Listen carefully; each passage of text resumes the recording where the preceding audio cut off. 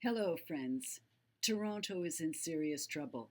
From bike lanes being forced onto major arteries, to shelters and methadone clinics dropped into vulnerable neighborhoods, right near schools, parks, seniors, and disabled residences, this city is being mismanaged with little regard for safety, functionality, or respect for the citizens who live here. Toronto City Council has proven time and again how inept they are when it comes to responsible governance. Their DEI driven woke agenda is having a calamitous effect on the city, and they consistently refuse real consultation or any willingness to listen to common sense solutions. It's a case of damn the torpedoes, full speed ahead, no matter the harm. What you're about to see is a press conference held on July 15th at Nathan Phillips Square. Several local groups and leaders came together to demand accountability, real consultation, and responsible urban planning that respects everyone involved. As usual, the loud anti protesters showed up, not to discuss, not to listen, but to shout down anyone who disagrees with them. No dialogue, no compromise, no respect for diverse views or the people adversely affected. Thank you for watching. I read every comment and I welcome thoughtful, respectful discussion. Good morning. As many of you here today, I have lived and worked here in downtown Toronto for 27 years. My name is Margaret Samuel. Today, the Downtown Concerned Citizens Organization, in conjunction with Protect Bathurst, Integrity TO, and several other community organizations across Toronto, are hosting this press conference here at Nathan Phillips Square. City Hall's mismanagement of several departments and issues, including encampments, methadone clinics, bike lanes, exclusive bus lanes, vending machines peddling drug paraphernalia, 16.4% property tax increases over the past 2 years, and the dropping of 24/7 homeless shelters on neighborhoods are among all the insanities to be highlighted by 13 speakers representing various communities across Toronto. There is a giant demand for City Hall to clean house of departments, including transportation, public health, shelter support services, the Ombudsman Office, elected officials. Mayor Olivia Chow's confidentiality policies will also be addressed, as these hot buttons are deemed election issues for next year's municipal election. Speakers today are Paul McCusey, Protect Bathurst; Rowan Baber, MP York West; Diane Chester, Emile Glassberg, and Jen Hilston of Niagara Neighborhood 629 Adelaide Street West; Cody McCrae of Bloor Balance on Bloor; Eloise Morrison of Scarborough Southwest; Anthony Furry; David Margulies of New Toronto 66 3rd Street; Andre Fortier, Upper Jarvis Residence; Sharon Danley, Esplanade Seniors Downtown Concerned Citizens Organization; Daniel Tate, Integrity TO; and Councillor Brad Bradford. Each speaker has 2 minutes to make their presentation, which will all be followed by Q&A and one-on-ones. The first speaker is Paul Mercuzzi, Protect Bathurst.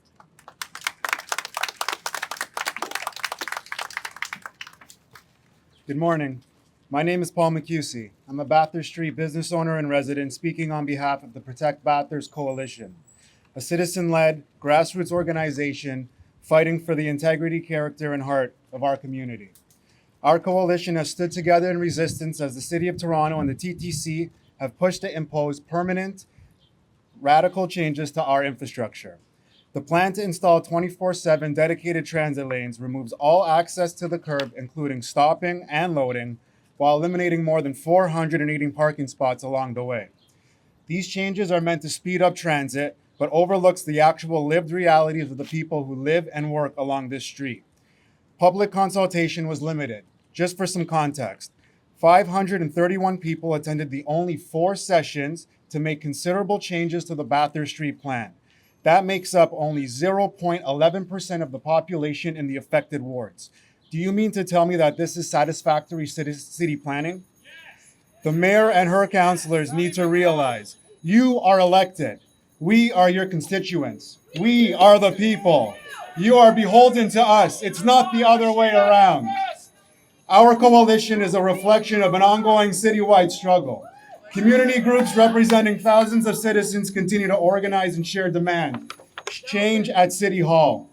To those in power today, our message is clear. Pause rapid TO, scrap the rush FIFA timeline, and let voters decide on permanent changes in 2026.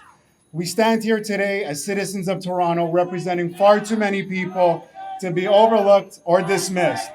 We demand a city that includes everyone.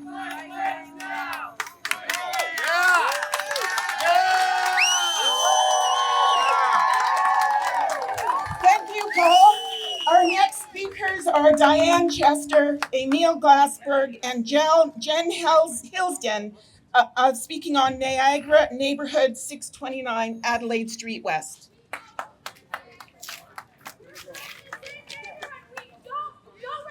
Thank you, Margaret. My name is Emil, and I'm here with my neighbors Diane and Jen, and we're speaking on behalf of hundreds of neighbors in the Adelaide and Tecumseh neighborhood.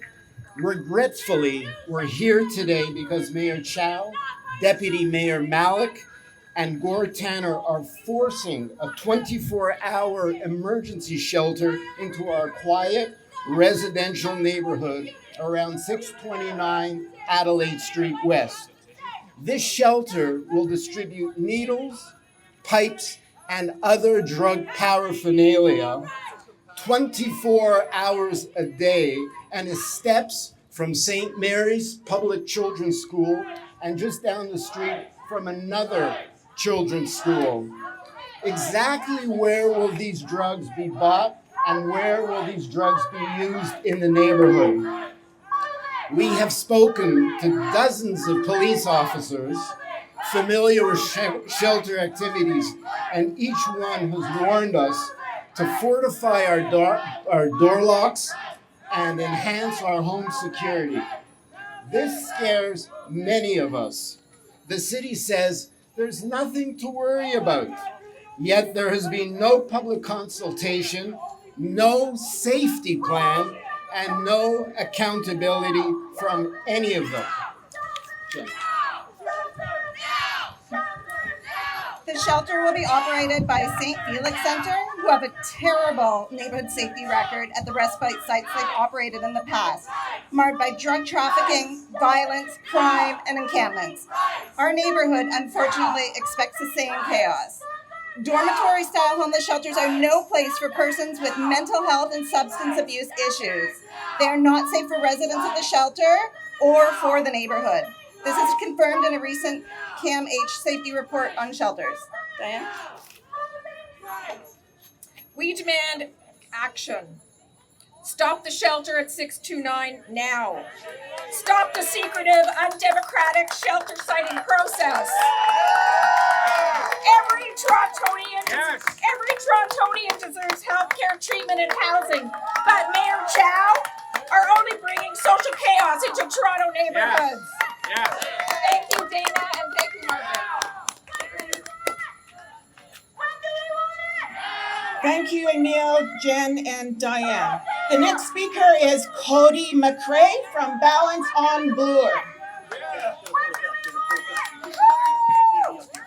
Good morning, everyone. Thank you for being here. My name is Cody McRae, and I am the founder of Balance on Bloor. We are a community-led coalition for a common-sense, data-driven approach to our city's transportation future.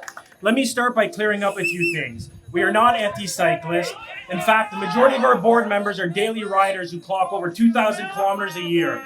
We support bike lanes when they're implemented properly and not dropped into neighborhoods where they do more harm than good.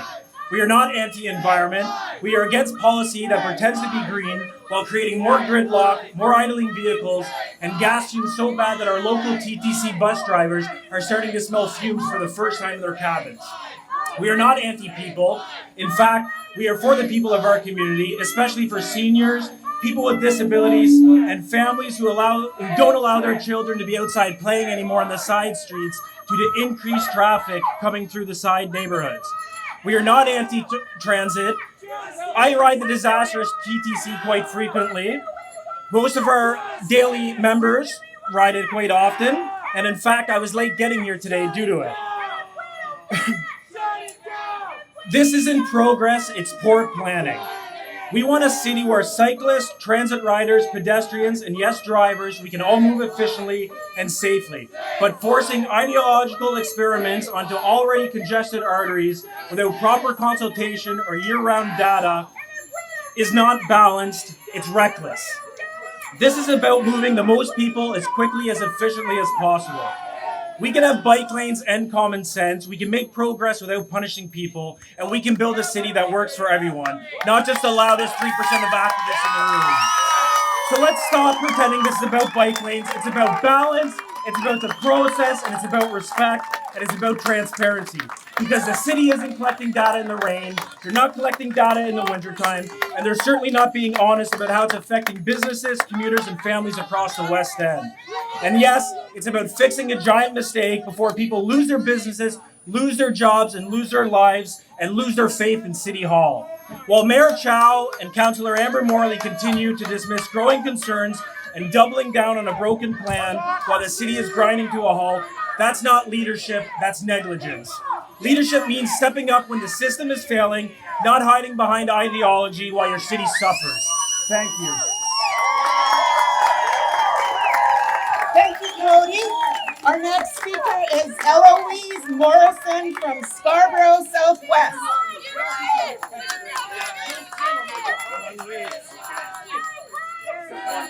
Good morning. My name is Eloise Morrison. I run the daycare at Teach Can Fly Preschool, 100 meters away from the proposed shelter at 2535 Gerrard Street East. I'm also a resident. So I'm here to represent the vulnerable children in our community.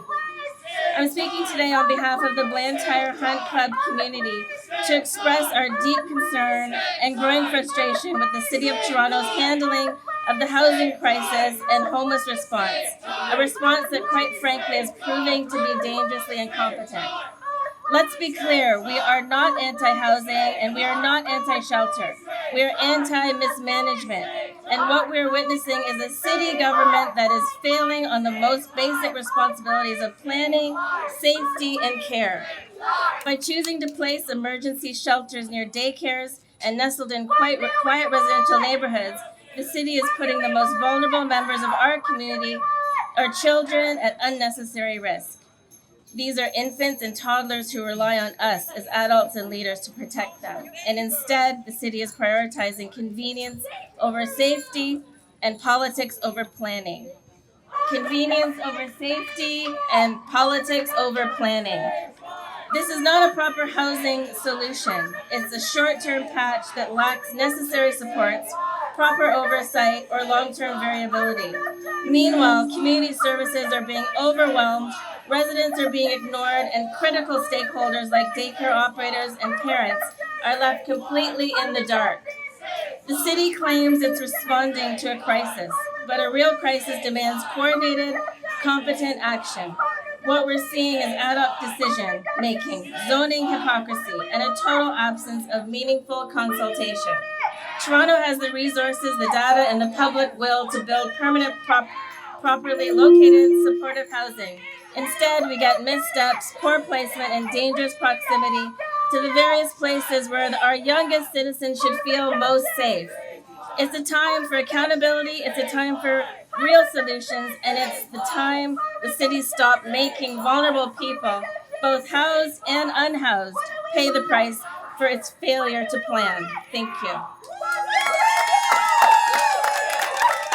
Thank you, Eloise. Our next speaker is Anthony Furry.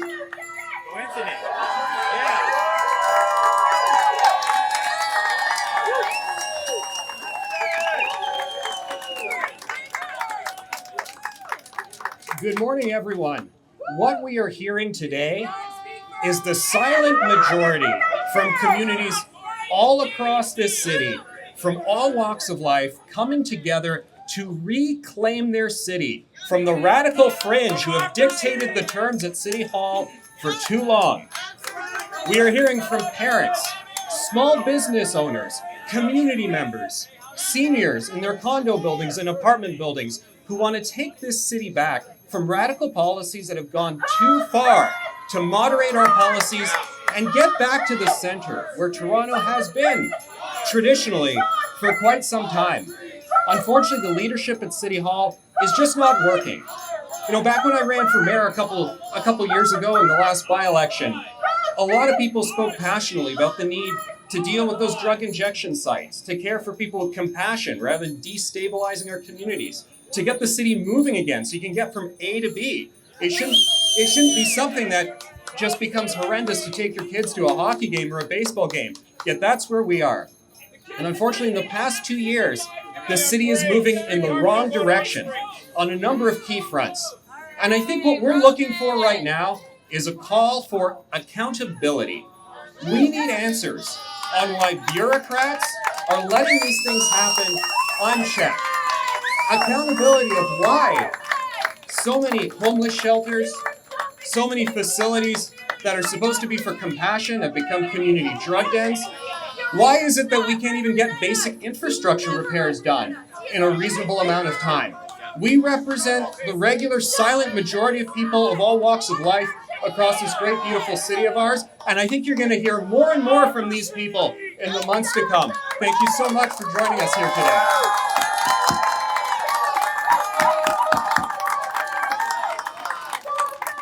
Thank you, Anthony. Our next speaker is David Margulies, New Toronto, 66 3rd Street. Good morning, everyone. My name is David Margulies from South Etobicoke. The city chose to avoid politically challenging the decision of siting shelters, instead delegating it to subordinates and shirking their responsibilities. This is not democracy.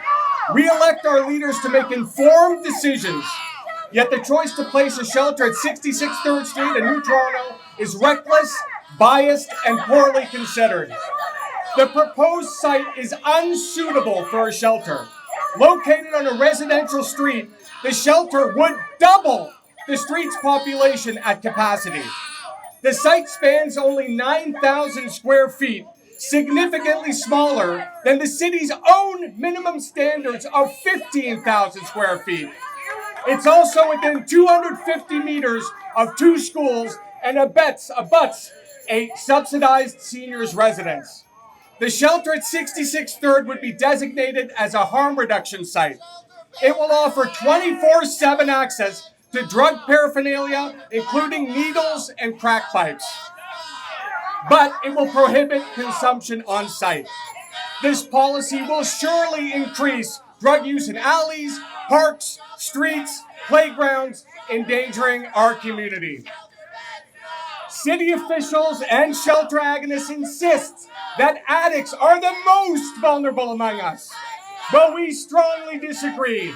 Our children are our most vulnerable, and certainly not addicts who choose to leave discarded needles and crack pipes in our neighborhood. Our final message to the city is this, and shelter agonists alike: if you think you can shame people into silence who don't want used needles in their backyard, used crack pipes in their backyard, by calling them NIMBY, you better think again. This type of gaslighting does not work on us. We are here to fight for a return to common decency in our neighborhood and across the city. We will not be cowed by absurd and childish name-calling from our leaders and some of the media. Let's end harm reduction practices in our neighborhoods and begin to site shelters appropriately with community balance in mind. Thank you.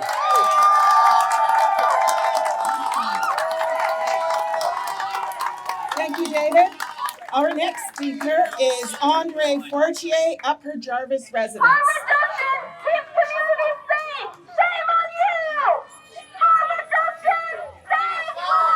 Good morning. I'm Andre Fortier speaking on behalf of the Upper Jarvis residents, and we're here today because our neighborhood has become unsafe.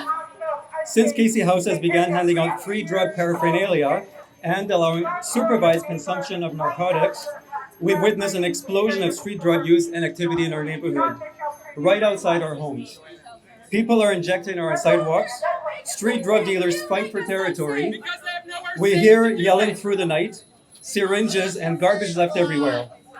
A resident told me yesterday, and I quote, "I used to feel I lived in a piece of heaven. Now I feel like I live in hell." Our elderly and children walk these streets, and this is happening just 110 meters from a local school. That's illegal under the Community Care and Recovery Act 2024, which prohibits supervised consumption sites within 200 meters of schools. So how is this allowed? The province has acknowledged that street-level drug sites are not sustainable, committing instead to dedicated rehabilitation centers that protect both public health and neighborhood safety. Casey House is exploiting a hospital classification to bypass the law, practicing harm reduction through harm redistribution in our community. Casey House is funded 80% by the province and must be accountable for the direct harm they are causing in the community. This loophole must be shut down. It's putting lives and neighborhoods at risk. We are demanding action. The Minister of Health, Sylvia Jones, and MP Doug Ford must close the loophole, restore proper oversight, and end drug consumption and paraphernalia distribution in residential, school, and daycare areas. We are also calling on support of MPP Kristen Rontam, City Councillor Chris Moyes, and Mayor Olivia Chow to take action to put a stop to this unbearable situation in our neighborhood. We didn't consent to this. Our voices matter. Our safety matters. This is failure policy and implementation, and it must be corrected. And we have assembled a media kit, including photos available upon request. This is an election issue. Thank you. Thank you, Andre. Our next speaker is Sharon Danley, Esplanade Seniors Downtown Concerned Citizens Organizations.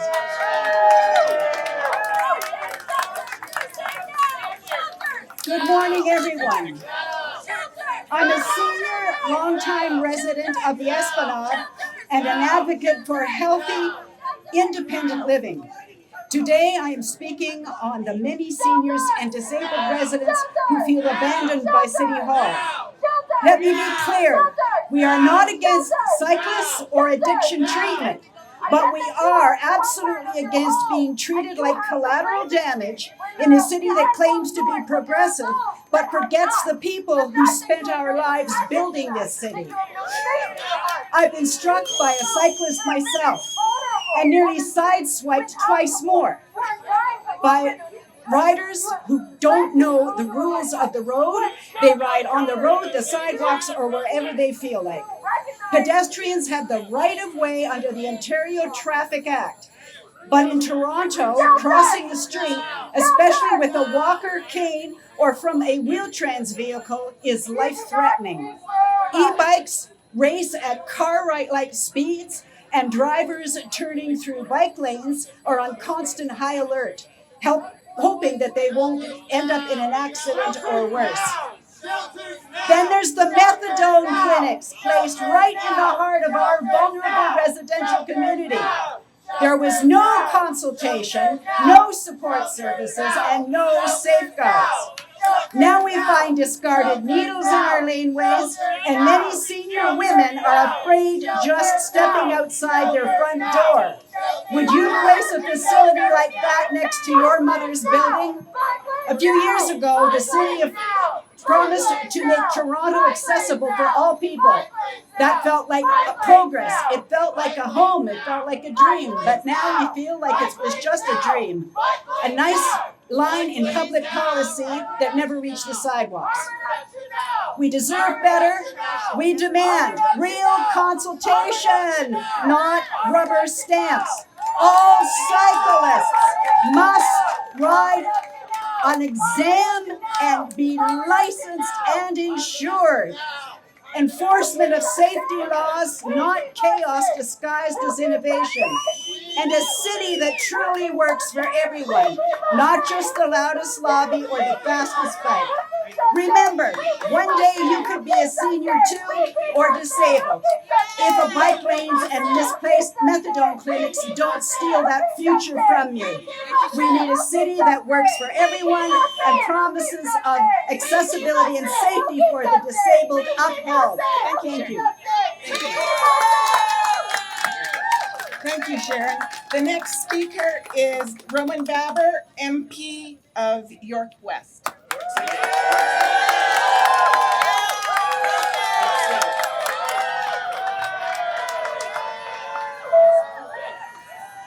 My name is Roman Baber. I'm Conservative Member of Parliament for the Great Riding of York Centre, also known as Ward 6 in the City of Toronto. I'm here for one reason only. It's to talk about the propriety of the Downsview Homeless Shelter, proposed to be situated 100 meters away from the Pierre Laporte Public School and 100 meters from the St. Teresa Child Care Center. See, facts matter. The Downsview Shelter will be situated right here. This is the Pierre Laporte Public School. This is the St. Teresa Child Care Center. I submit to everyone respectfully, irrespective of the discourse here, irrespective of the fact that some people value free speech but obviously do not allow others to exercise their free speech, that this is not an appropriate spot for a shelter. Toronto City staff that work in the shelters now hand out drug paraphernalia. They will be handing out needles that will inevitably find themselves at the Pierre Laporte Public School, the daycare center, and Roding Park. Everybody acknowledges that there's a homeless issue in the city of Toronto. Everybody acknowledges that our shelters are overcrowded. But placing shelters in the heart of residential neighborhoods is not the answer. We can be looking at employment plans. We can be rezoning employment plans to host residential shelters. Now, the Downsview Shelter will bring drugs and chaos. And how do I know that? Because we see what's happening next door with the Toronto Plaza Shelter. Located at Jane and Wilson, the Toronto Plaza Shelter has turned Jane and Wilson into an epicenter of drugs and crime. 3 weeks ago, there was a murder at the Toronto Plaza Shelter. We're asking council not to turn Keele and Wilson into Jane and Wilson. Thank you so much.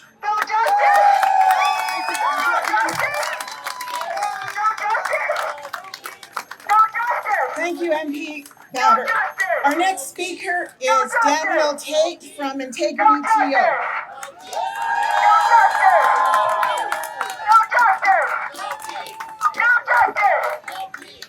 Thank you. My name is Daniel Tate. I am the Executive Director of Integrity TO. We are Toronto's newest and fastest growing civic advocacy group in the entire GTA. And we're generally nonpartisan. We're a centrist organization. We want rational, normal planning. Me personally, I'm not against bike lanes. I'm an avid user of the Sherbourne and College Street bike lanes, which are fantastic bike lanes. Why? Because they were done smartly. They don't eat up roads, right? And so this is not about being anti-bike lane. This is about being smart planning. But I do want to flip it over to a couple other issues quickly. Some of you may recall I was the person who brought the Dundas petition to City Hall. I brought it to Executive Committee. We had 35,000 people who signed it. And that was a wake-up call for everybody because we were maligned by Olivia Chow. We were maligned by Chris Moyse and other people in Executive Committee. And I think that shows that there is a lack of respect for citizens of this city by the current City Council administration. And the citizens want respect again. We don't want to be treated like crap, be used like pawns for your radical ideologies. We want respect. That's really what this is all about. Forgetting to buy charging stations for our $150 million ferries. The neglect and the incompetence is unbelievable. We've never seen this in our city before. Giving kids the right to vote. Diane Sachs wants 16-year-olds to be able to vote nationally. These are radical policies that normal Torontonians don't want anymore. And so that's what we're all coming here for to talk about. A couple of other quick things. I just want to give a shout out to Calvin Barry, who represented me pro bono. We freed Johnny McDonald at Queen's Park. Sir Johnny McDonald is free. Thank you. We appreciate the province. We're proud of our country and proud of our founder. Two more quick things. Chris Moyse needs to listen to his constituents. He did a con job on Yonge Dundas Square, we know this, and now he wants to rename Sumac Shooter Parquet with no public consultation. So there's a Trefan Court residence petition, 1,500 signatures. We need to do a reset of that renaming. It was done in a completely dishonest way. And lastly, the last thing I want to announce is there is an unbelievable amount of public money that we all believe is not being stewarded responsibly. There's a lot of waste, and so Integrity TO is happy to announce that today we're announcing our next petition. We are calling for an independent third-party forensic audit of Toronto Shelter and Support Services, who has an almost $1 billion annual operating budget. Where's the money going? Almost $1 billion, and it's grown by 22% in the last 2 years. We want an audit, and this is going to be the first division at City Hall, and there's going to be many more to follow. Follow Integrity TO on Instagram and online. Talk to you later.